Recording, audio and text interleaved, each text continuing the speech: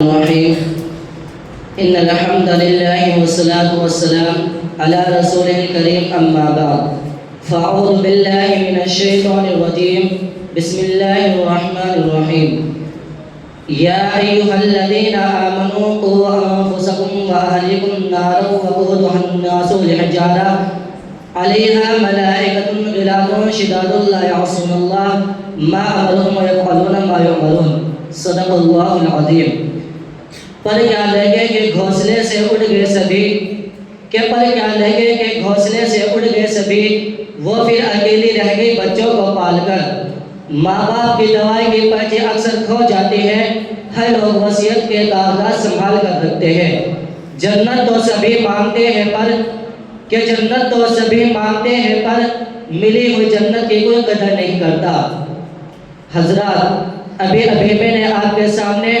ایک آیت تلاوت کی ہے جس کا ترجمہ یہ ہے،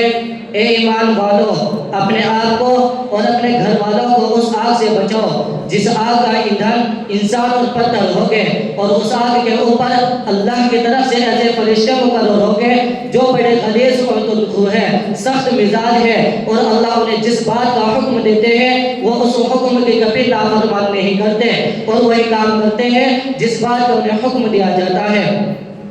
عزیزان گرامی، اس آیت میں اللہ تعالیٰ نے یہ فرما دیا کہ بات یہاں تک ختم نہیں ہوتی کہ اپنے آپ کو اس آگ سے بچا کر بیٹھ جاؤ، اس سے مطمئن ہو جاؤ کہ بس میرا کام ہو گیا، نہیں، بلکہ اپنے اہل و عیال کو بھی اس آگ سے بچانا ضروری ہے۔ آج یہ منظر بکثرت نظر آتا ہے، آدمی اپنی ذات میں بڑا دیندار ہے، نمازوں کا اہتمام ہے، سب اول میں حاضر ہو رہا ہے، روزے رکھ رہا ہے، زکوٰۃ ادا کر رہا ہے، اللہ کے راستے میں مال خرچ کر رہا ہے، لیکن اس کے گھر کو دیکھو، اس کی اولاد کو دیکھو، اس کے بیوی بچوں کو دیکھو، تو اس میں ان میں زمین و آسمان کا فرق ہے۔ یہ کہیں جا رہا ہے، وہ کہیں جا رہے ہیں، اس کا رخ مشرق کی طرف ہے، ان کا رخ مغرب کی طرف ہے، ان میں نمازوں کی فکر ہے، نہ فرائض دین کو بجا لانے کا احساس ہے، اور نہ گناہ کو گناہ سمجھنے کی فکر ہے، بس سب کے سب گناہوں میں بہہ جا رہے ہیں، اور سعی مطمئن ہوا بیٹھا ہے۔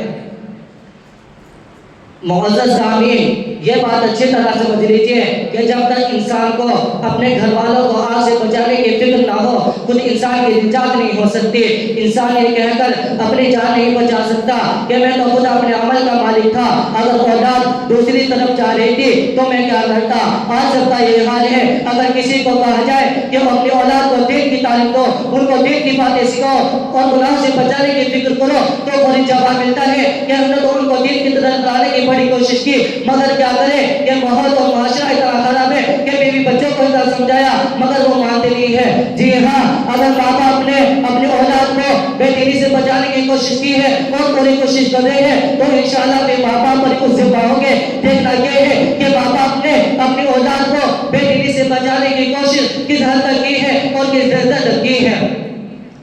اس شعر کے ساتھ میں اپنی تقریر ختم کرتا ہوں۔ کسی شاعر نے کیا یہ خوب کہا ہے،